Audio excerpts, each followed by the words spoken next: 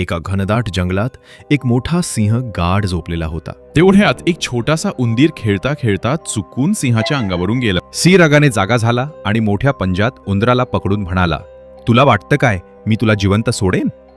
सिंहराजा, मला माफ करा, मी चुकून केलो. कृपया मला सोडा, मी एक दिवस तुमचे उपकार नक्की फेडीन. सिंह हसत म्हणाला, तू माझी मदत करणार? जाऊ दे, जा. आणि त्याने उंदराला सोडून दिलं. काही दिवसांनी सिंह एका शिकाऱ्याच्या जाळ्यात अडकतो. तो मोठ्याने डरकाळ्या फोडतो, पण कोणी मदतीला येत नाही. तेवढ्यात तोच लहानसा उंदीर धावत येतो.